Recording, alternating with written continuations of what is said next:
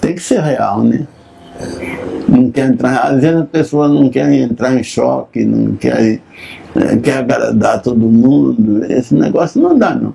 Mas tem que ser verdadeiro. E a sua poesia é de combate? É de combate, é porque deve. Eu quero falar o que eu acho que eu quero. Eu acho que deve ser falado. É questão de liberdade. A política social. Essa sim, essa daí a gente abraçou e é para valer mesmo. Porque, mas eu dou a vida por isso. Dou a vida, a própria vida por isso.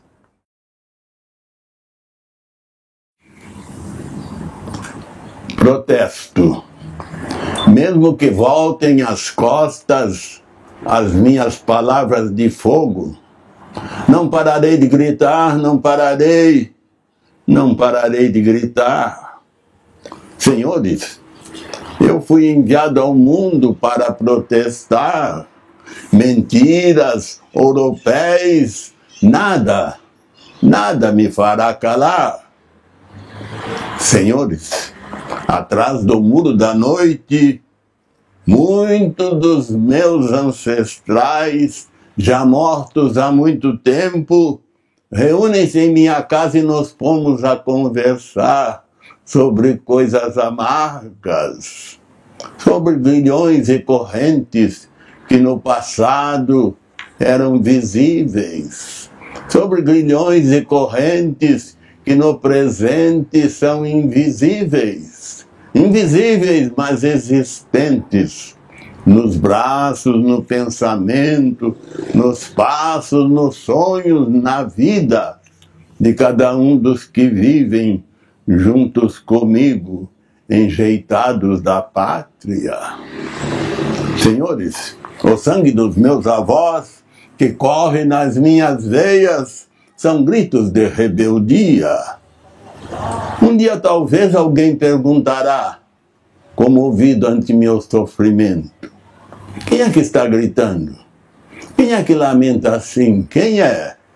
E eu responderei, sou eu, irmão. Irmão, tu me desconheces? Sou eu aquele que se tornara vítima dos homens? Sou eu aquele que, sendo homem, foi vendido pelos homens em leilões, em praça pública, que foi vendido ou trocado com um instrumento qualquer? Sou eu aquele que plantou os canaviais e cafezais e os regou com suor e sangue? Aquele que sustentou sobre os ombros negros e fortes o progresso do país? O que sofrera mil torturas? O que chorara inutilmente? O que dera tudo o que tinha e hoje em dia não tem nada? Mas hoje grito, não é pelo que já se passou. O que se passou é passado, meu coração já perdoou. Hoje grito, meu irmão, é porque depois de tudo a justiça não chegou. Sou eu quem grita, sou eu, o enganado no passado, preterido no presente. Sou eu quem grita, sou eu. Sou eu, meu irmão, aquele que viveu na prisão, que trabalhou na prisão, que sofreu na prisão, para que fosse construído o alicerce da nação. O alicerce da nação tem as pedras dos meus braços, tem a cal das minhas lágrimas, por isso a nação é triste. É muito grande, mas triste. E entre tanta gente triste, irmão, sou eu o mais triste. A minha história é contada com tintas de amargura. Um dia, sob ovações e rosas de alegria, jogaram-me de repente da prisão em que me achava para uma prisão mais ampla. Foi um cavalo de Troia a liberdade que me deram. Havia serpentes futuras sob o manto do entusiasmo. Um dia jogaram-me de repente como bagaço de cana, como palha de café, como coisa imprestável que não servia mais para nada. Um dia jogaram-me de repente nas sarjetas da Rua do Desamparo, sob ovações e rosas de alegria. Sempre sonhara com a liberdade, mas a liberdade que me deram foi mais ilusão que liberdade. Irmão, sou eu quem grita, eu tenho fortes razões. Irmão, sou eu quem grita, tenho mais necessidade de gritar que de respirar. Mas, irmão, fica sabendo, piedade não é o que eu quero, piedade não me interessa, os fracos pedem piedade, eu quero coisa melhor. Eu não quero mais viver no porão da sociedade, não quero ser marginal, quero entrar em toda parte, quero ser bem recebido. Basta de humilhações, minha alma já está cansada. Eu quero o sol, que é de todos. Quero a vida, que é de todos. Eu alcanço tudo o que eu quero. Eu gritarei a noite inteira, como gritam os vulcões, como gritam os vendavais, como grita o mar. E nem a morte terá força para me fazer calar.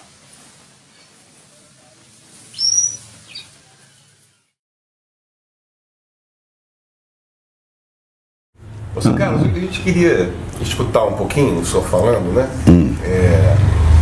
Do momento que o senhor fez esse poema. O senhor fez esse poema em 56. Foi em 56, realmente. Eu me encontrava no município de Marília, eu lecionava numa escola que ficava num núcleo japonês, lá em Marília. E eu estava um tanto triste, não sei por que razão, e pensei, eu vou escrever um poema em que eu fale sobre a situação do negro difícil, sobre os problemas do povo negro nesta terra brasileira. E comecei a escrever. Mas eu não escrevi tudo de uma vez só, não. Eu escrevi uma parte e depois parei, fiquei mais ou menos 10 dias inativo e voltei a escrever, terminei. E guardei em casa. E numa ocasião tive que ir a São Paulo, e eu tinha muitos amigos na Associação Cultural do Negro, e chegando lá mostrei para um amigo chamado Freitas, e ele achou muito bonito.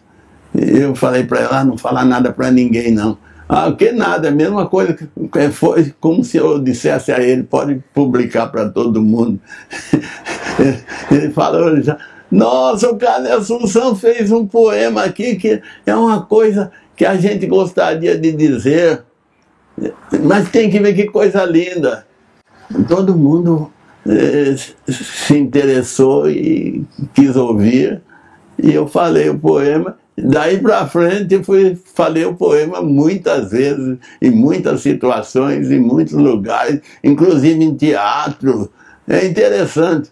E lá era todo mundo mais ou menos da esquerda, sabe? E até do PCzão, o Partido Comunista Brasileiro, que naquela época não podia se reunir assim facilmente, não. Era vigiado. E eu tinha um amigo lá, um professor de inglês, chamado professor Israel. Ele falou, cara, você vai falar lá um dia o poema, lá em nossa reunião? Eu disse que para ele que iria sim, e fui. O povo lá gostou também. E eu sei que eu estava falando esse poema sempre em locais assim, onde a maioria das pessoas era de esquerda. Eu nunca fui de esquerda, nem de direita, nem de nada, porque eu não gosto de partido político. Eu acho que os partidos políticos que existem no Brasil não representam a ninguém. e muito menos ao negro. A primeira vez que o senhor falou esse poema em público foi na Convenção Paulista do Negro? Não, a primeira vez foi lá na Associação Cultural do Negro. Mais tarde eu fui convidado pelo Abdias do Nascimento para participar de um congresso nacional ou internacional do negro, que se deu na Cândido Mendes, na Faculdade Cândido Mendes, em Ipanema, no Rio. E lá eu declamei o poema e foi um sucesso total. O pessoal aplaudiu demais e eu fiquei emocionado, comovido demais.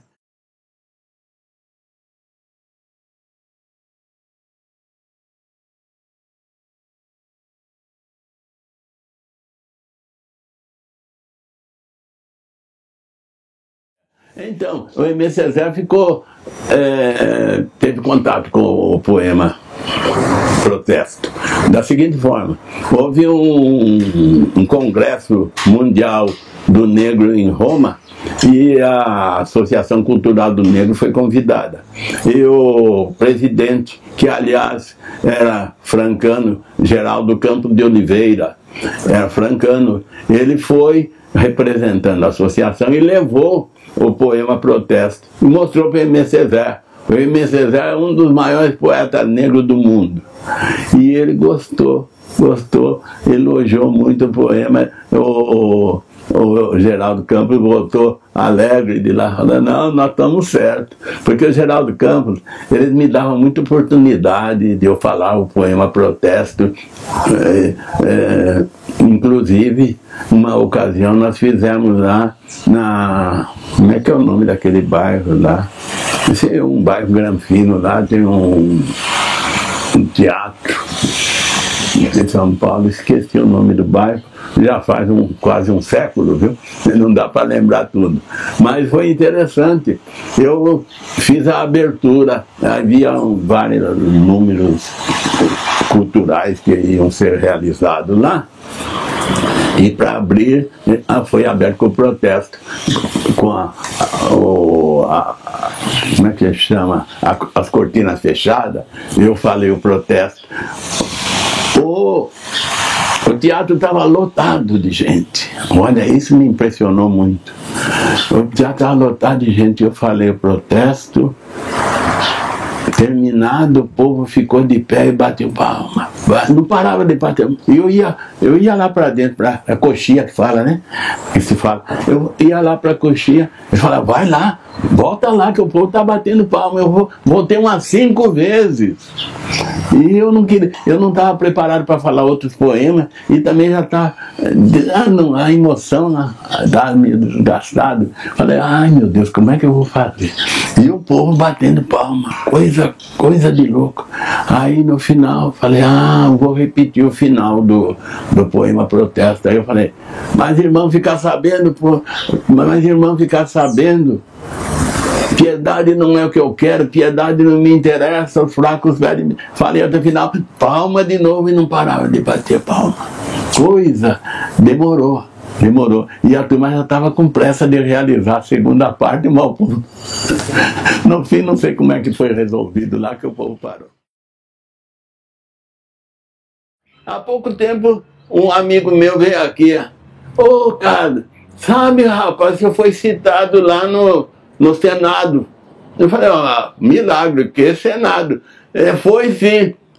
Um senador, o Paim, falou seu poema Protesto na tribuna do Senado.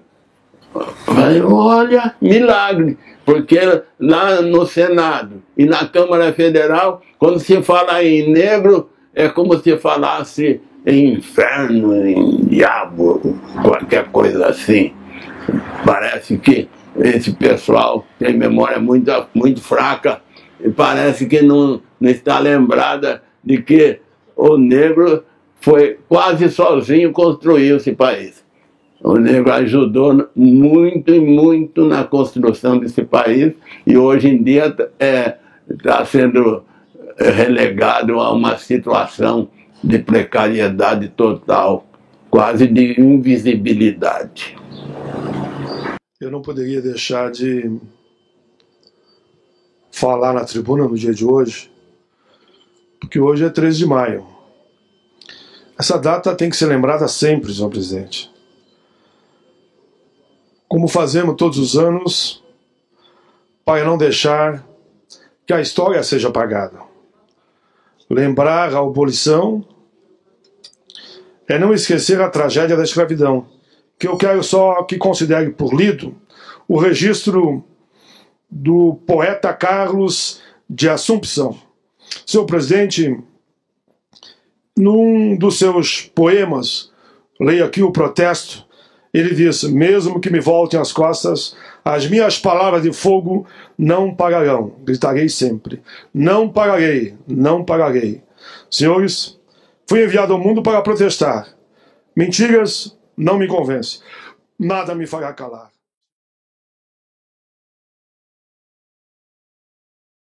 Eu acho que a poesia, ela precisa ser entendida. Eu acho que ela tem que se comunicar com o povo, de um modo geral.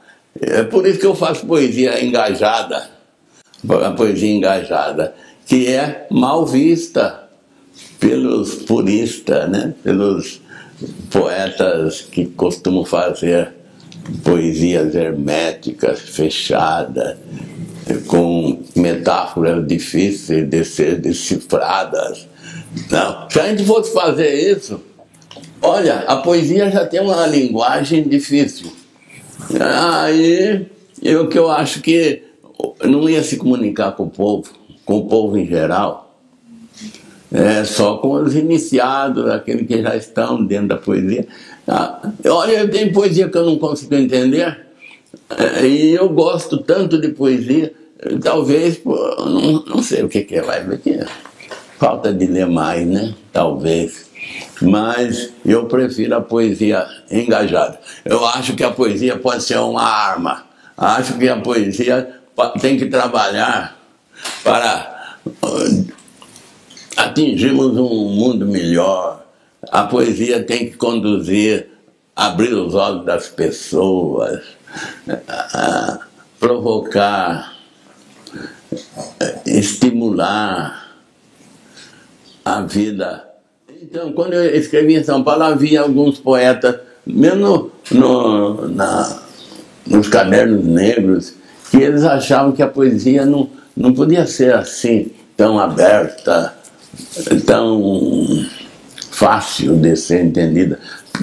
Parece para mim que é mais de complicação. E muita gente falava que o meu poema Protesto, por exemplo, que esse poema é grandiloquente. Eles costumavam dizer isso. Poema grandiloquente, o poema não pode ser assim. Tinha alguns que professavam isso. Só que tem uma coisa, eu dava mais ibope, eu dava muito mais ibope que eles todos. Não é? É porque eu conseguia chegar mais perto das pessoas.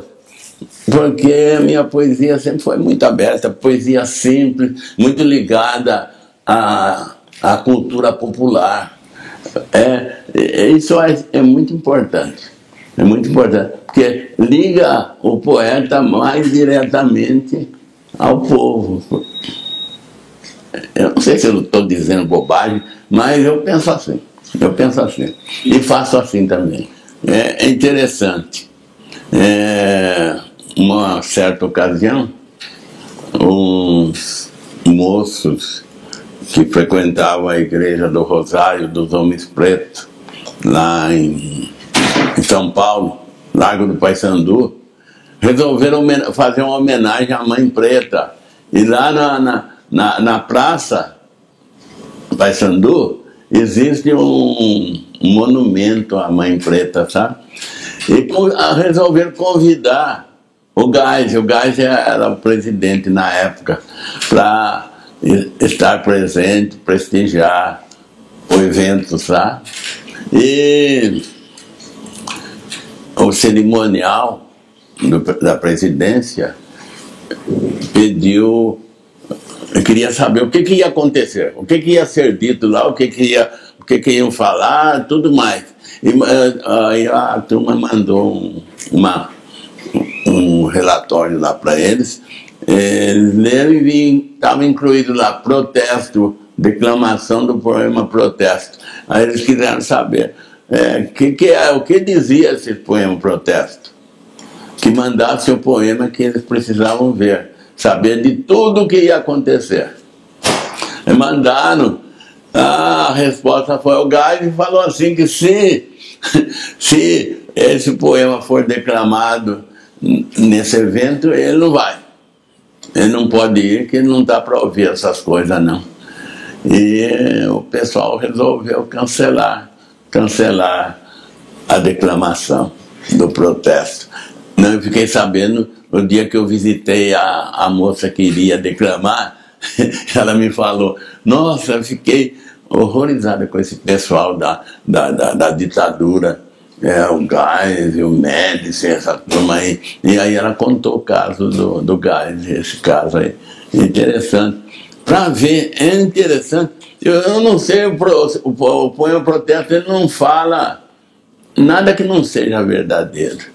Mas aqui no Brasil, há quem diga que não existe racismo, que aqui todo mundo é igual. Isso daí. E o protesto quer revelar o contrário.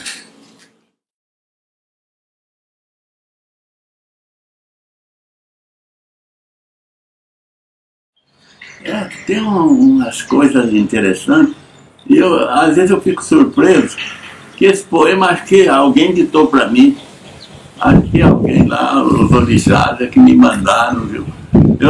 Aquela parte que diz assim, que os meus ancestrais vieram conversar comigo, aquilo lá parece que eu já vi, aquela parte, sabe? E muita gente, principalmente o pessoal espírita, o pessoal de Candomblé, o pessoal de Umbanda, falou, será que não tem qualquer relacionamento com isso aí tudo? Eu acho que tem, sim.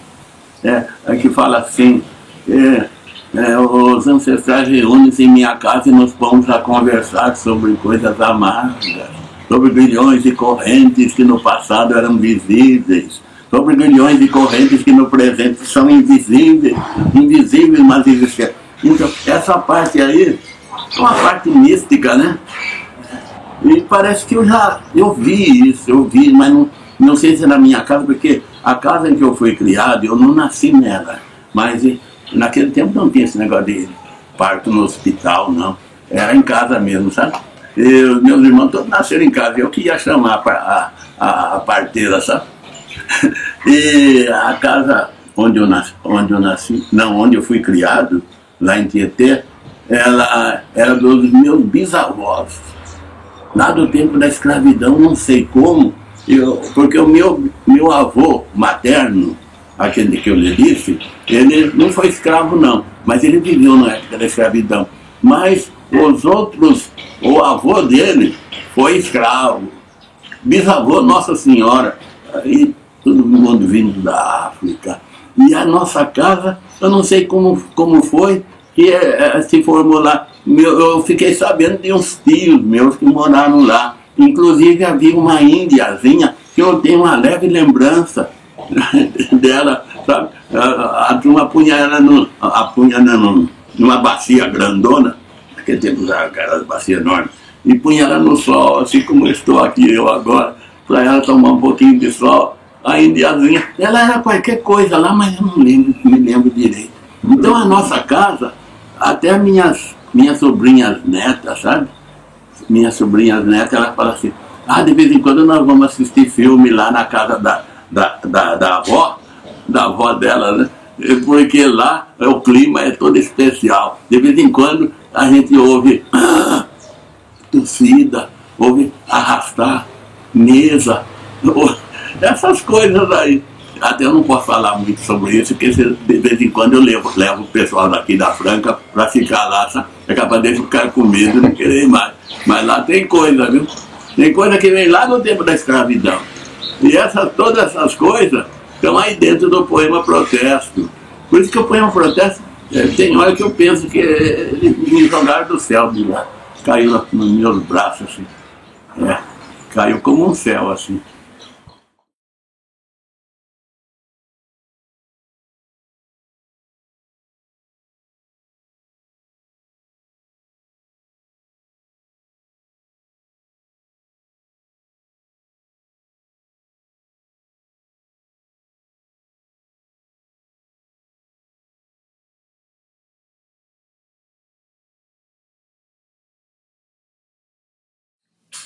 Meus avós.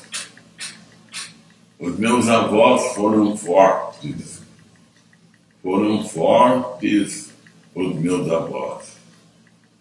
Orgulho-me dos meus avós que outrora carregaram sobre as costas a cruz da escravidão. Orgulho-me dos meus avós que outrora trabalharam sozinhos para que esse país se tornasse tão grande como hoje é. Os meus avós foram fortes os meus avós. Este país, meus irmãos, é fruto das sementes de sacrifício que os meus avós plantaram no solo do passado. Há muitas histórias sobre os meus avós que a história não faz questão de contar. Os meus avós foram bravos os meus avós. Embora não conhecessem a nova terra, a que tinham sido transportados, acorrentados como se fossem feras nos sinistros navios negreiros, embora ainda não conhecessem a nova terra, os meus avós fugiam das fazendas, cidades, bandeiras e minas e se embrenhavam nas florestas, perseguidos por cães e capitães do mar. Há muitas histórias sobre os meus avós que a história não faz questão de contar. E a história dos que, desesperados, se atiravam dos navios no abismo do oceano e eram acalentados por Iemanjá. E a história dos que, enlouquecidos, gritavam em vão, chamando a Mãe África, saudosos da África, ansiosos por estreitar de novo nos braços a velha Mãe África. E a história dos que morriam de banho, dos que se suicidavam, dos que recusavam qualquer alimento, embora ameaçados por troncos e chicotes, não se alimentavam e acabavam morrendo, encontrando na morte, afinal, a porta da liberdade.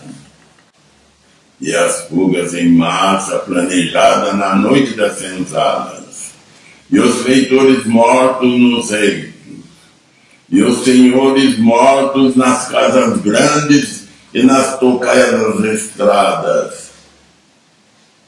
Há muitas histórias sobre os meus avós que a história não faz questão de contar. Meus avós foram bravos os meus avós. Não me venham dizer que os meus avós se submeteram facilmente à escravidão. Não me venham dizer que os meus avós foram escravos submissos. Por favor, não me venham dizer. Eu não aceito mentiras cortarei com a espada dos meus versos a cabeça de todas as mentiras mal intencionadas com que pretende humilhar-me, destruir o meu orgulho, falseando a história dos meus avós. Meus avós foram bravos os meus avós. Apesar dos castigos públicos, para exemplo, apesar de flagelados na carne e na alma, apesar de divididos e oprimidos pelo regime aviltante, apesar de todas as crueldades sofridas, os meus avós nunca se submeteram à escravidão. Há muitas histórias sobre os meus avós, que a história não faz questão de contar. Os meus avós foram fortes, foram bravos, foram fortes, os meus avós. A quem ainda duvide, aponto, entre outras epopeias, a epopeia dos Palmares, cujos quilombolas, chefiados pelo herói negro Zumbi, acuados pelos inimigos, muito mais bem armados e muito mais numerosos, esgotadas todas as forças, apagadas as esperanças, despenham-se da Serra da Barriga, preferindo a morte gloriosa à infame vida de escravos. A quem ainda duvide, aponto a revolta dos malês, quando os batacotôs, tambores guerreiros, puseram em pânico a cidade da Bahia. Aponto o quilombo de Jabaquara, outro exemplo de bravura dos meus avós. A quem duvide, aponto as sociedades negras secretas que angariavam fundos para comprar a alforria de irmãos escravizados.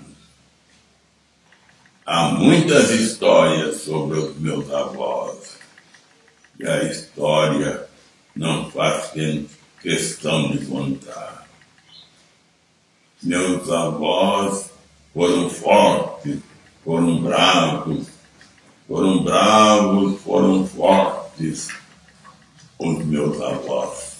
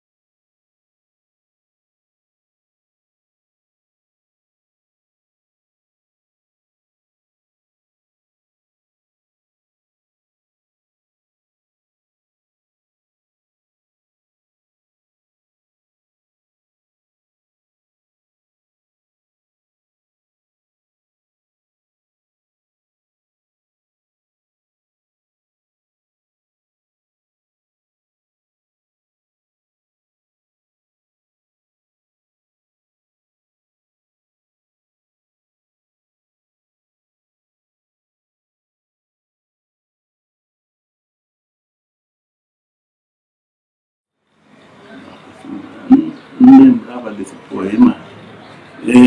Realmente, não sei como é que foi escrever isso aí. Rapaz, que coisa, né? É uma maravilha de poema, né, Suzano? Muito obrigado pela lembrança. Eu tinha descuidado, eu acho que eu vou lê-lo e treinar também mais, porque Porque há muito tempo eu tinha até esquecido esse poema, e não é para se esquecer não, porque aqui há muitas verdades que acho que foram ditadas pelos orixás, porque eu não me vejo com tanta capacidade para escrever uma coisa tão acertada e que provam o racismo enorme que existe nessa terra. Eu acredito piamente que enquanto não se resolver o problema da desigualdade no Brasil, esse país vai só patinar, não vai sair do lugar não. Porque há muita gente sendo relegada ao quinto, oitavo, não sei que plano, e muita gente excluída da vida nacional. E, na sua grande maioria, os negros. Nós somos 54% da população. É uma coisa que deve ser considerada. E eu acho que enquanto não se resolver o problema da desigualdade, de um modo geral, da desigualdade no Brasil, esse país não anda não. Com reforma, sem reforma, reforma trabalhista, reforma fiscal, todo esse negócio aí não vai resolver não. É preciso resolver isso. Lá no Rio, principalmente, vocês são carioca, vê a quantidade de pessoas marginalizadas naquelas favelas, nas periferias. E nas periferias de todas as cidades do Brasil. A gente chega na cidade e parece que não existem essas pessoas, parece que não existem, elas estão distantes de tudo. Distantes fisicamente, espiritualmente, sentimentalmente, não participam de nada. E isso tem que ser resolvido. Se não for resolvido, o Brasil vai patinar e não vai sair do lugar. Mas o povo, nós temos que ver o povo quase que total, do povo negro brasileiro, está numa miséria muito grande, está numa situação aflitiva, e isso um dia vai explodir. Vai explodir, porque ninguém gosta de sofrer. Você gosta? Não gosta, nem eu também não gosto, ela também não gosta, ninguém gosta. Esse negócio de sofrer tem que ter um fim, e vai ter, aqui no Brasil vai ter.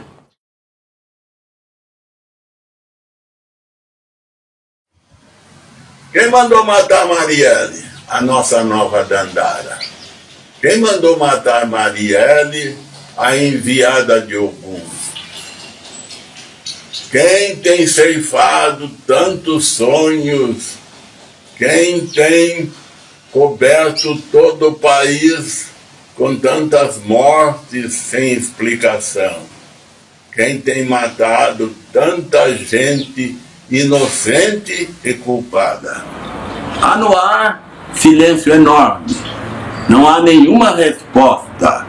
Será que a justiça dorme ou a justiça está morta?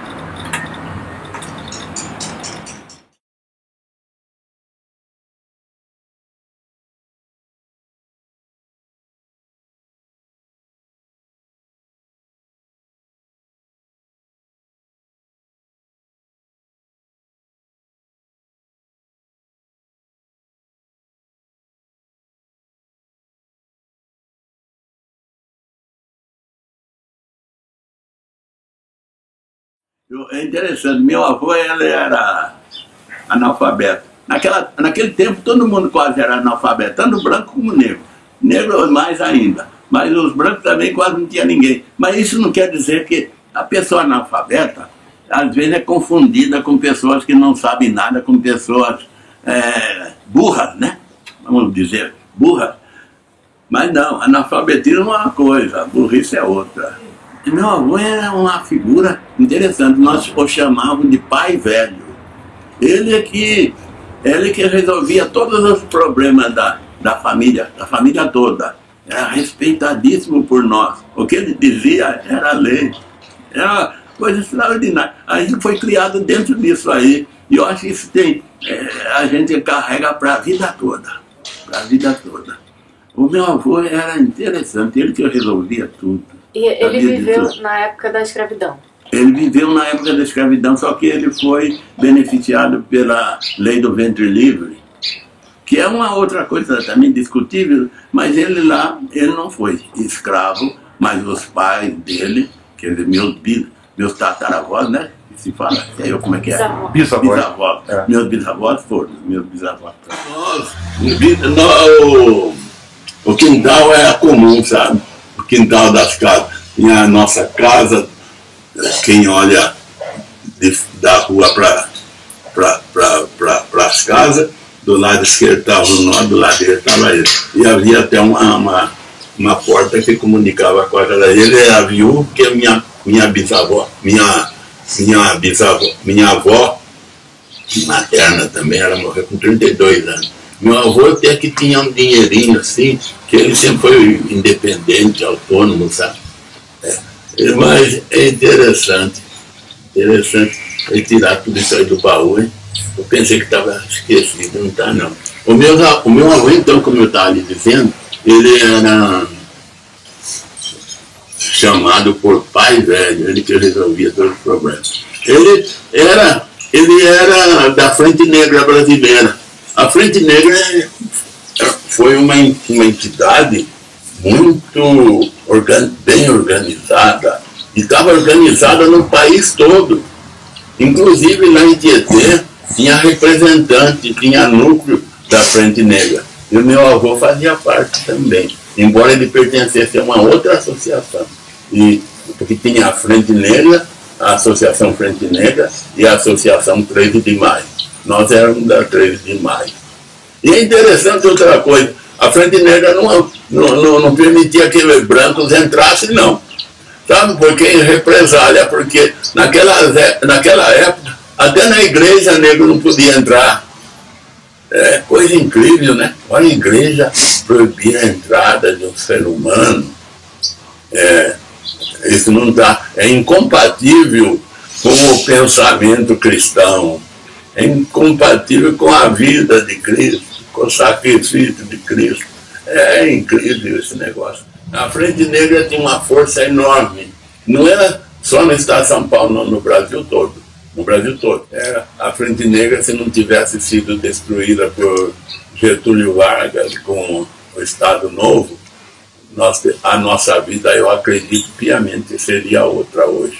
E a vida do Brasil também. Porque nós não queremos mal de ninguém, não. Tem gente que tem medo. Pensa que nós queremos vingança por causa da escravidão. Não. O pessoal negro não pensa dessa forma. As comunidades negras não pensam assim, não. Muita gente pensa que se der oportunidade aos negros, eles podem se organizar e querer tomar conta disso aqui tudo, porque nós somos maioria, grande maioria da população. Não, nós queremos a integração, nós queremos viver juntos, nós queremos ser felizes. Porque se você não for feliz, eu também não sou. Se eu for infeliz, você também vai ser. 60, 70, daí assim, década de 60, década de 60, 70. As empregadas domésticas nós achamos que elas também tinham que ter direitos trabalhistas, e juntamente com um amigo, o Jorge Prado Teixeira, rapaz aqui de Ribeirão Preto, teve a ideia de a gente unir as empregadas domésticas e reivindicar esse direito trabalhista, essas coisas. Na época nós não tivemos quase nada, muito pelo contrário. As patroas dessas empregadas domésticas, elas nos puseram aquelas que seriam beneficiadas contra a gente, sabe? Falando que a gente era malandro, que não estava querendo pegar o que elas tivessem e elas iam acabar se dando mal. E com isso nós não pudemos fazer nada.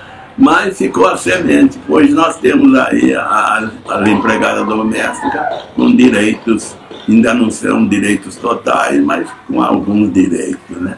E elas mesmas vão acabar de construir tudo isso.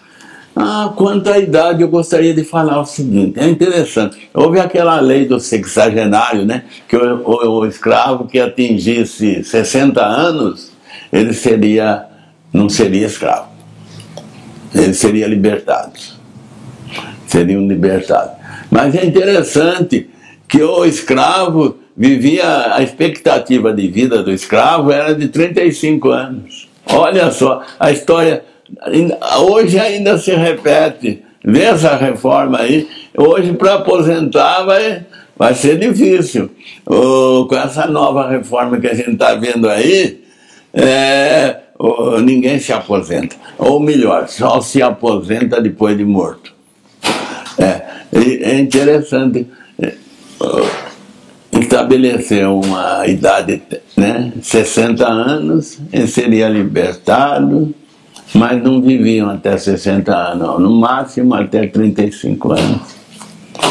Por causa do maltrato, da alimentação, falta de atendimento médico, qualquer coisa assim, que era muito difícil na época.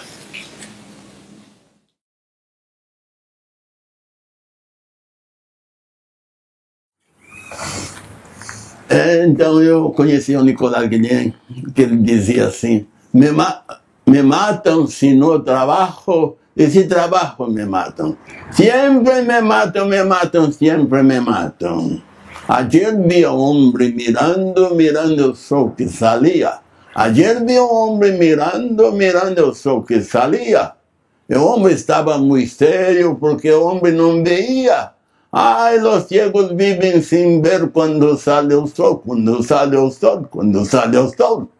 Me matan si no trabajo, y si trabajo me matan. Siempre me matan, siempre me matan.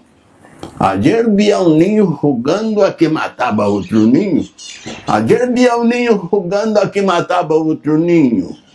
Hay niños que se parecen a los hombres trabajando. ¿Quién les dirá cuando crezcan que los hombres no son niños, que no lo son, que no lo son, que no lo son?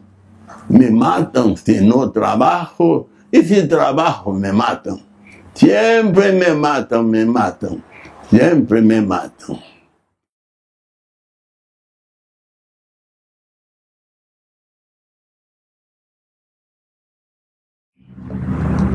Olho no espelho e não me vejo.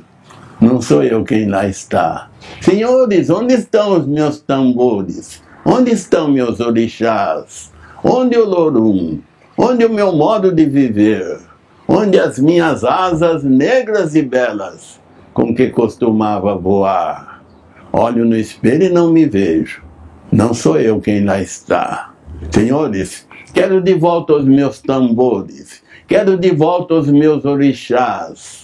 Quero de volta meu pai o Lorum com seu esplendor sem par. Quero de volta o meu modo de viver. Quero de volta as minhas asas negras e belas com que costumava voar. Olho no espelho e não me vejo. Não sou eu quem lá está. Séculos de destruição sobre os ombros cansados estou eu a carregar. Confuso, sem norte, sem rumo, de mãos vazias, sem nada, perdido de mim mesmo, aqui neste lado do mar. Um dia, no entanto, senhores, eu hei de me reencontrar. Olho no espelho e não me vejo. Não sou eu quem lá está. Quando o zumbi voltar com a lança na mão, vai botar para correr esse povo engravatado, arrogante e valentão, que se julga dono exclusivo de tudo aqui, que humilha e discrimina negro, índio e branco pobre. E ainda tem mais, tem muito mais. Quando o zumbi voltar com a lança na mão, vai botar para correr esse povo desonesto e mau, que abusando do poder na maior cara de pau arromba o cofre da nação e esconde em gavetas secretas, em paraísos fiscais, fortuna incalculável que tanta falta nos faz. Quando o zumbi voltar com a lança na mão, esse povo da justiça de zumbi não escapa não. Não escapa não, não escapa não, não escapa não. Não escapa não, não escapa não, não escapa não. Berimbau anda falando que zumbi é de voltar. E quando o zumbi chegar, vai botar ordem na casa, vai pôr tudo no lugar, vai dar pão a quem tem fome, cuidar do necessitado, desprezado no país, vai combater a pobreza, fazer o povo feliz, acender a liberdade dentro do peito da pátria, como aqui nunca se viu. Ah, Berimbau, Berimbau, meu amigo Berimbau. Berimbau anda falando que zumbi ia de voltar. E quando o zumbi chegar, vai arrebentar a corrente, detonar porta trancada, vai acabar com o racismo que impede mais da metade da população de andar, de sair da situação desoladora em que está. Ah, Berimbau, Berimbau, meu amigo Berimbau. Berimbau, Berimbau, meu amigo Berimbau. Meu amigo Berimbau tem falado em toda parte que zumbi é de voltar. Que com zumbi no poder, o país vai caminhar. Zumbi põe ordem na casa, bota tudo no lugar. Eu sou Cado de Assunção, sou irmão de todo mundo é meu irmão. Você sabe de onde eu vim? Você sabe de onde eu vim? Vim do Quilombo de Palmares, sou descendente de zumbi.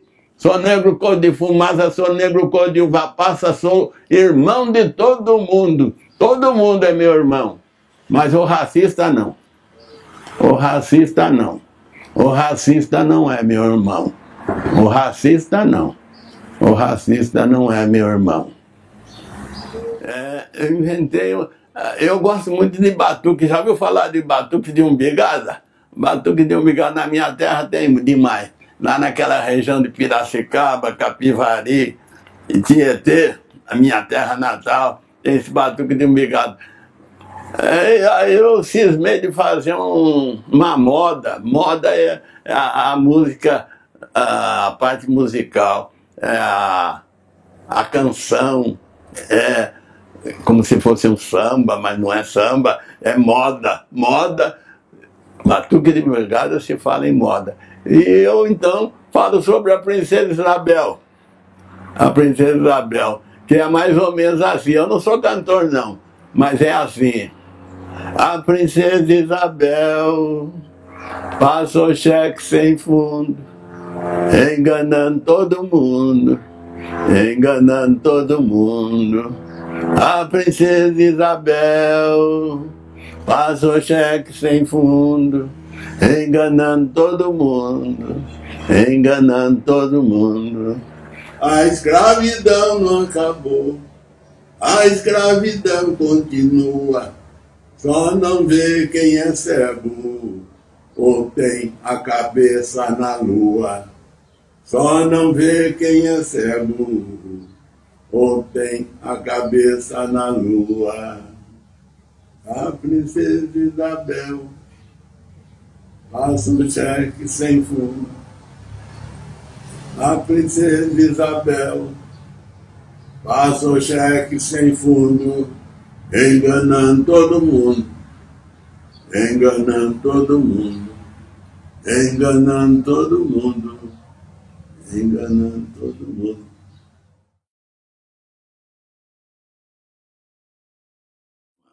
O meu avô, ele costumava à noite fazer uma fogueirinha no chão e nós, os netos, nós morávamos ali encostados e tinha os meus primos também que moravam à distância dos 3 quarteirões para frente, vinham lá e nós íamos e ficar todos em volta da fogueirinha e ele contava as coisas da escravidão, contava muitas coisas e é interessante que a gente não esquece nunca. Eu acho que foi a nossa escolinha, viu?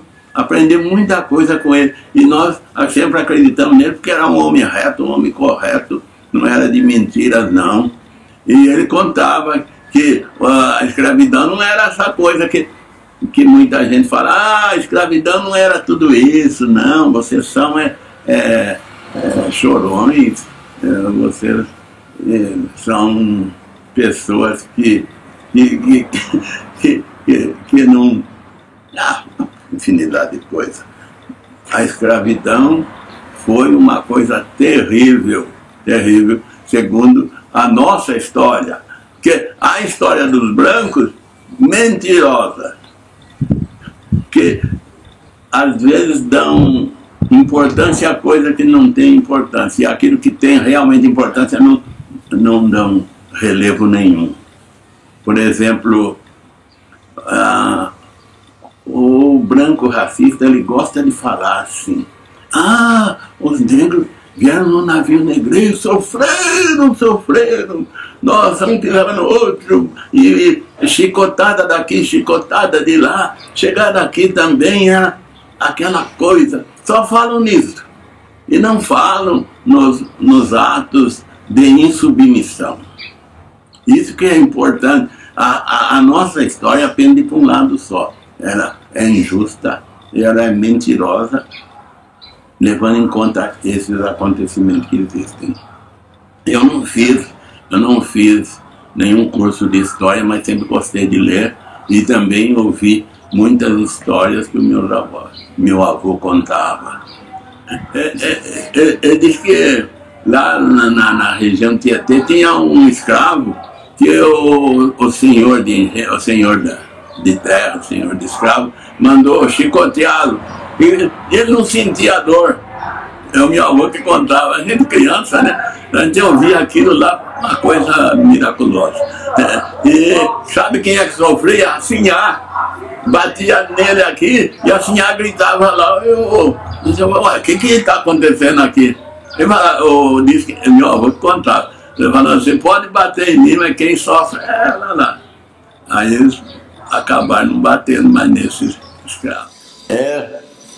O meu avô, nós éramos, o quintal era contíguo, assim, um quintal único, e a gente passava da casa da gente, tinha a porta por dentro, e pelo quintalzinho a gente ia à cozinha do meu avô. Ele sempre fazia uma fogueirinha à noite, e ali ele fazia chá, ele fazia chá de limão bravo, é um tipo de limão, limão bravo. Tem um lugar que fala limão bravo, outro fala limão bugre.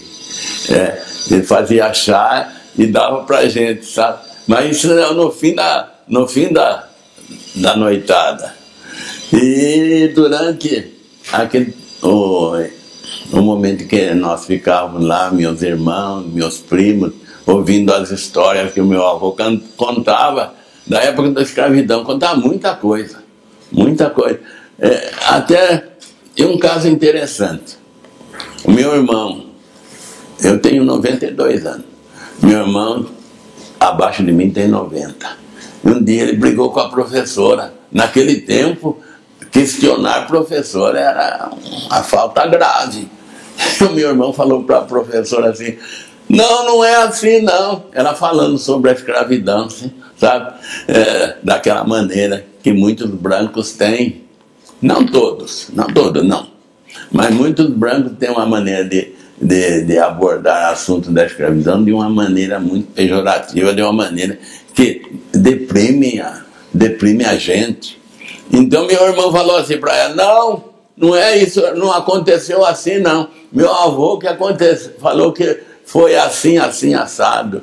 Aí a professora ficou brava com ele, mandou para a diretoria conversar com o diretor mandou para casa, queriam expulsá-lo da escola. Olha só, deu um trabalho, tem que ver. Aí a professora perguntou: quem é que ensinou isso para você? Ele: meu avô. Quem é seu avô? Cirilo Carroceiro. É aquele negro analfabeto? Ele falou: ele é analfabeto, sim. A senhora está falando o que a senhora leu nos livros. E meu avô conta o que ele viu. E ela ficou: nossa senhora. Mas era muito interessante. Muita coisa que nós aprendemos, não só eu, meus irmãos, meus primos, até os adultos também iam lá ouvir o meu avô contar a história. Uma das histórias que ele me contou que me deixou estarrecido. Um negócio o seguinte: os escravos eram obrigados a se confessarem uma vez por mês, em certas fazendas, sabe? E após a confissão, o padre dava um papelzinho escrito ali, era um bilhete, né? Para o escravo entregar para o senhor, para o fazendeiro, o senhor dono de terra, para comprovar que ele tinha se confessado. E é interessante que o senhor de escravos lia o bilhete e ia separando. Lia um, você fica para cá. Lia outro, você fica para lá. E dividia as turmas. Depois, uma turma levava, era castigo, chicotada, tronco, essas coisas. Porque, segundo meu avô, os padres contavam, por exemplo, tinha alguns escravos que confessavam: ah, eu pensei em matar o senhor de gente, que ele é muito mau. Outro, eu roubei uma galinha. Outro contava que tinha vontade de botar fogo na casa grande da fazenda. E os padres revelavam tudo isso para os senhores de engenho, donos de fazenda, uma coisa horrível. E é interessante que hoje eu ouço dizer que a confissão é inviolável. É fogo, viu? Não é mole, não. Ah, tem outro caso que ele contava, esse é interessante. Diz que havia numa fazenda um escravo que de vez em quando é muito rebelde. Porque muita gente pensa que escravo que os escravos eram muito submissos, que os escravos eram bonzinhos, aceitavam a escravidão até sorrindo. Mentira! Mentira, meu avô contava tudo, falava que isso não existia, não. Tinha que ter uma fiscalização muito forte para controlar os escravos na fazenda e no trabalho. Não era um relacionamento cordial, não. Que cordialidade, não. Havia muita maldade, muita crueldade e havia muita revolta. Muita revolta. Meu avô conta que às vezes eles planejavam fugas dessas coisas, às vezes não faziam porque não conheciam a terra direito, não conheciam as florestas, nada. E quando fugia era ajudado pelos índios. É interessante, os índios que também foram escravizados no início da escravidão, eles quiseram escravizar os índios, mas não deu certo. Não deu certo, eu preferi trazer negro da África. O negro que vinha da África não conheciam quase nada da nossa topografia, das nossas florestas. Então, eles tinham medo de sair da fazenda e se perder, ser pego por bichos, onça, essas coisas. Mas os índios sempre colaboraram com os negros. Eu fui a Serra da Barriga, fui a Maceió, de Maceió eu fui até a Serra da Barriga, fui lá onde se deu o quilombo de Palmares, subi a serra lá, vi lá em cima. O que deu para perceber lá em cima é que a ajuda dos índios, a colaboração dos índios e de brancos pobres também que se refugiavam, porque muita gente pensa que quilombo é coisa só de negro, é bobeira. Nossa Senhora, é preciso reformular o ensino da cultura, o ensino da cultura negra no Brasil, viu? Precisa reformular, falar menos mentira, falar mais verdade, né? Porque aprender coisas que não são verdadeiras, pra quê? Bobeira. Mas eu acho que isso aí deve ter ser uma maneira de controlar a população negra brasileira, de fazer com que a sua autoestima caia lá não sei onde. É terrível. Mas lá no local, lá em cima da serra, onde se deu, é a capital do quilombo de Palmares, que se chamava Macacos. Esse local lá, a gente vê a colaboração indígena e a colaboração de brancos pobres também, a gente percebe lá. É um lugar que todo brasileiro devia ir ver lá para conhecer melhor o que foi a escravidão, o que foi o sonho de liberdade. Nossa, quem é que não gosta de liberdade? Ninguém gosta de ficar preso, não.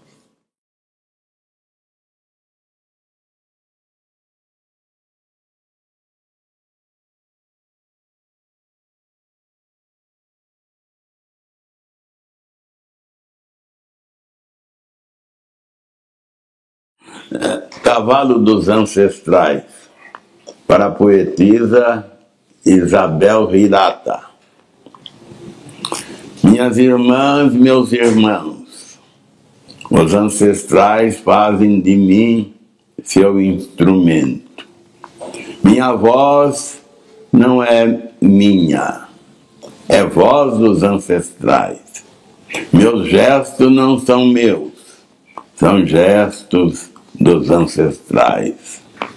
A despeito de minha fragilidade, os ancestrais fazem de mim seu instrumento. Me fazem portador de sua mensagem.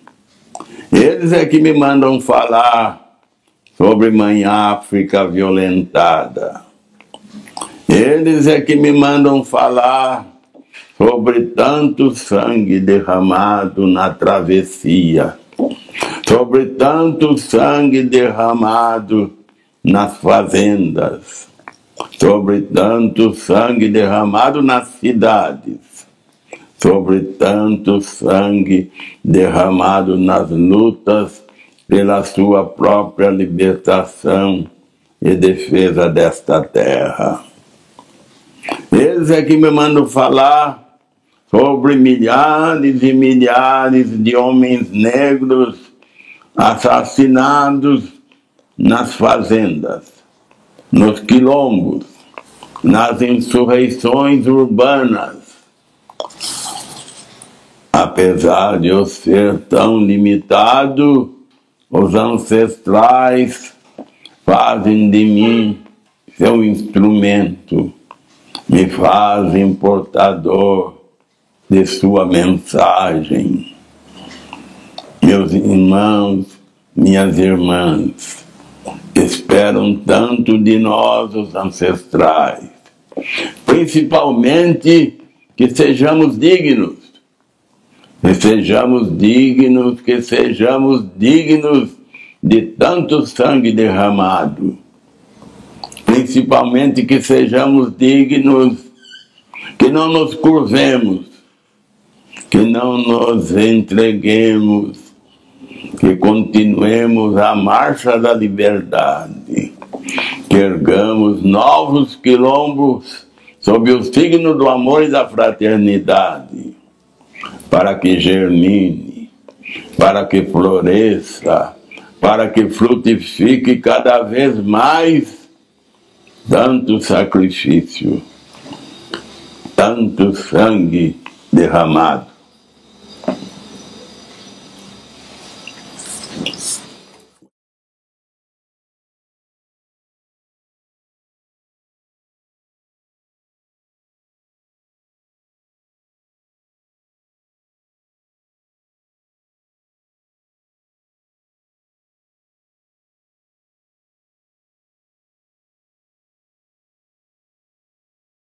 Meu pai era mais uma figura importantíssima.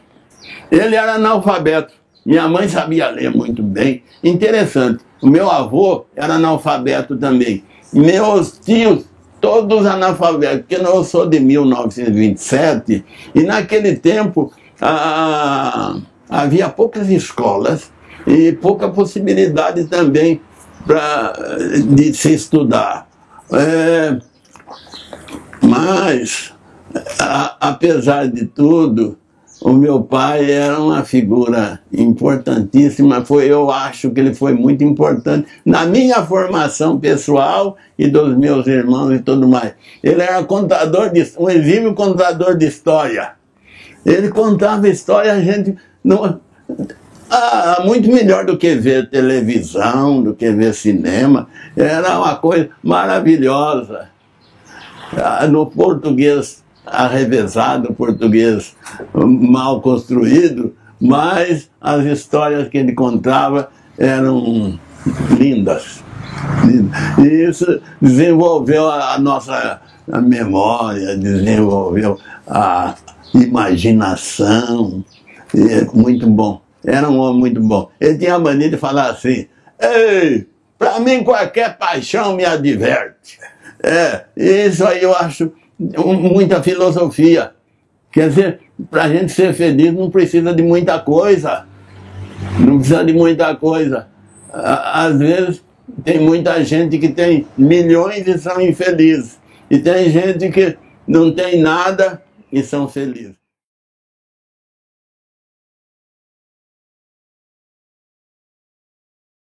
Gostava muito de poesia. Ela também sofreu, foi uma grande influência para mim, sabe? Porque ela pegava meninos lá da Sociedade 13 de Maio, de Tietê, antigamente havia festividade, a lei do ventre livre, faziam festa, a lei do sexagenário, 13 de maio, e ela ensaiava meninos filhos dos membros da Sociedade 13 de Maio, e para essas festas, sabe?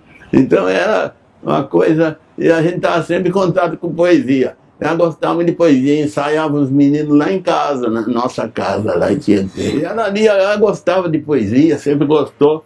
Ela queria ser professora, coitada, mas não foi possível.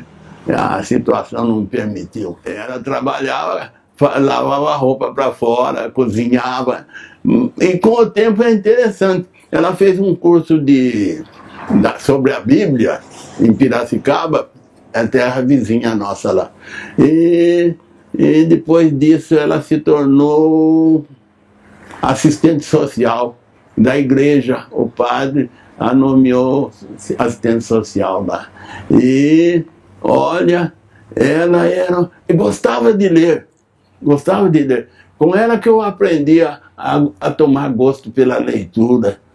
Porque em casa não tinha livro não. Mas ela pegava livro da biblioteca da igreja e levava para casa, ela lia, eu também lia também. Eu achava bom, porque nós não tínhamos condições, a nossa vida era precaríssima. Meus irmãos não gostam que eu fale que nós éramos muito pobres. Mas olha, eu acho interessante falar que a gente era pobre, muito pobre, a gente era zero à esquerda, mas conseguimos alguma coisa através do estudo, do livro. E estamos aqui hoje. Eu sempre gostei de ler poesia e, como eu já lhe disse, eu aprendi a gostar de poesia com a minha mãe e eu acho que já tinha propensão. E também tem uma outra coisa que também é muito importante. Lá na minha terra existe o folclore, né, muito forte. Muito forte. Lá nós temos um cururu. Cururu é um desafio de poemas, é um desafio em forma de versos, sabe? É a carreira do ato, as rimas tem que ser tudo em A, falar, cantar, dançar, essas coisas. E nesse desafio ainda tem uma outra coisa, tem que ser fundamentado na Bíblia. E lá naquela região de Tietê, Capivari, Piracicaba, Sorocaba, ainda até hoje há grandes cururueiros, sabe? E a gente às vezes ficava a noite toda ouvindo essas pessoas falarem poesia, que é verdadeira poesia, poesia popular, poesia bonita, sempre assim, de 7 sílabas, redondilha maior, né? Que caracteriza a nossa poesia popular. Mas é uma coisa muito bonita. E com isso também a gente aprende, e tem ritmo, e tem sonoridade, tem tudo.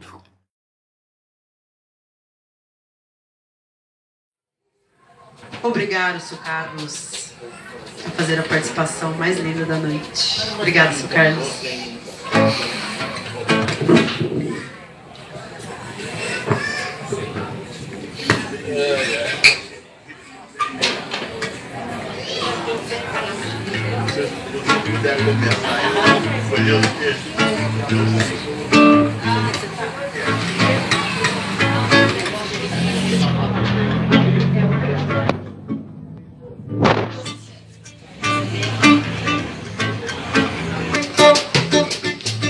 Tem um tambor dentro do peito, tem um tambor. É todo enfeitado de fitas vermelhas, pretas, amarelas e brancas.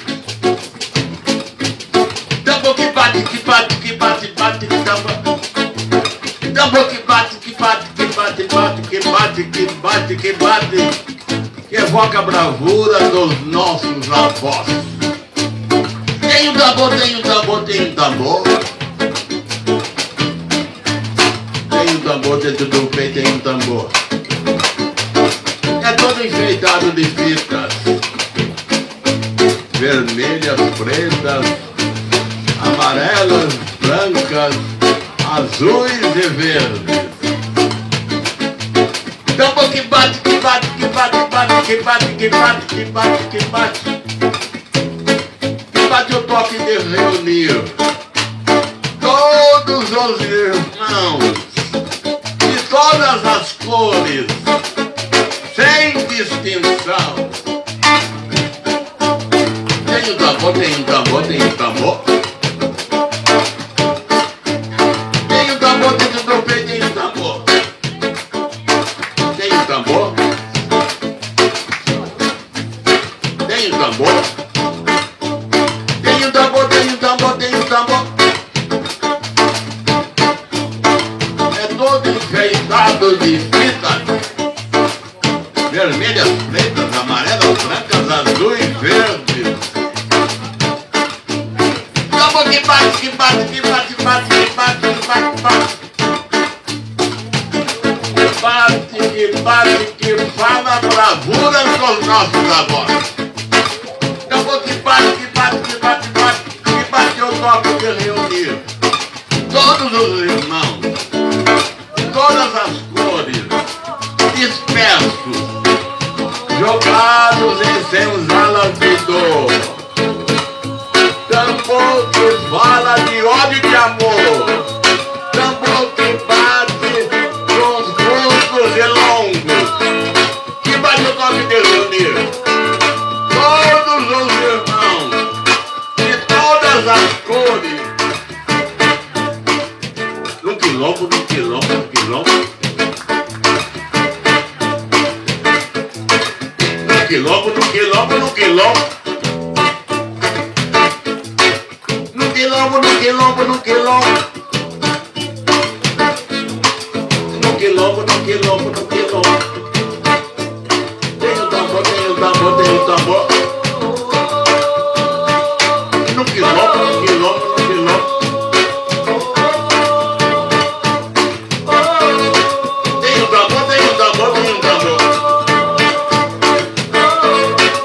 No quilombo, no quilombo, no quilombo.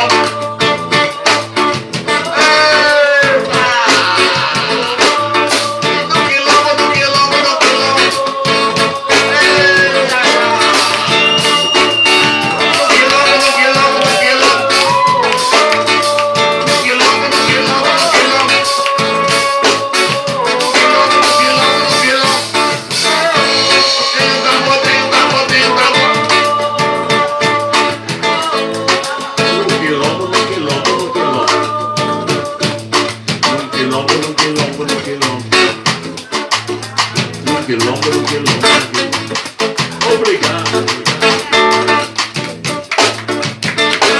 Branca do Imperador, branca das três colinas, entre as ondas das colinas, corre água, nasce flor. No quilombo, no quilombo, no quilombo. Cidade abençoada. No quilombo, no quilombo, no quilombo.